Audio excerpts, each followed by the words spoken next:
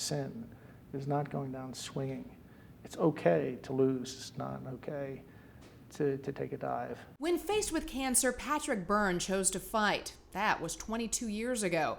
Now, for the first time, the CEO of Overstock.com describes how staying in the fight helped him beat cancer not once, not twice, but 3 times. Did at any point you think that maybe cancer is stalking you? I did think that that cancer was going to take the last round, that death is going to take the last round, and it's going to take the last round for you too. It's going to take the last round for all of us. It's almost like cancer picked the wrong guy. Do you know what I mean? Well, no argument here. It would have been okay if it hadn't picked me. To know the 44-year-old self-made multimillionaire today, you would recognize a man on top of an internet dynasty.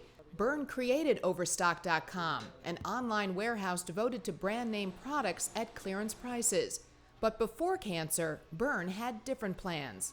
It ruined my health, really. For example, it ruined my chances of ever being a competitive athlete.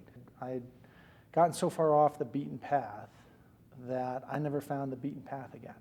I just kept on marching. It so derailed my life. In a way, maybe it's the best thing that ever happened, because I was just so far off the rails that I just said, well, I'm just going to keep going. Just weeks after graduating college, Byrne collapsed during a vacation in Scotland. He was diagnosed with testicular cancer that had metastasized throughout his body. He was only 22. I was what doctors call a train wreck. Within the next 3 years, the cancer returned 2 more times. Patrick, how do you think you overcame this? No, knock on wood. Knock on wood. It's a big question. It's much harder to have somebody in your family go through it than it is to go through it yourself. It really is. I was thinking all the time how much harder it was on my family than it was actually on me. It must be especially difficult, I think, for a parent to see a child going through it. Do you think, sitting here today, that you are a different man than the man before you were diagnosed with cancer? I think so. It led me to decide, well, if I really only have a few months, what do I want to do now?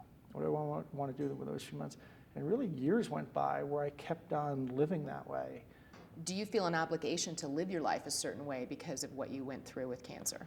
My sense of obligation has to do less about my own life than it does about other people around me, what I see go on, and you know, all that affection for the underdog that we're supposed to feel.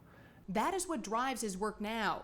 He is an avid philanthropist, creating WorldStock.com to end global poverty, and he even bicycled across the United States for cancer research. Ultimately, do you think that you are defined by the disease that you had? No, my life is definitely much better for having had cancer, and my relationships are much purer. Patrick, do you think that you've conquered cancer? He'll take the last round, I promise. But he remains fearless, and for all the success he has earned and the life-threatening disease he overcame, Byrne now has one simple goal. You know, you talk a lot about future, and I think a lot of that has to do with what you do for a living and your company. And where do you see yourself, I don't know, 5, 10 years down the line? Is that too hard? I want to have a backpack on with everything I own fit in the backpack and be walking on a trail somewhere. That's all I ever think about. Really? Yeah. So would you kind of chuck all this someday, do you think, or hand it over to someone else? Oh, yeah. Are you prepared for anything that may come your way? Perhaps if cancer should ever strike again? Well, I'm ready. I'm ready for what comes my way.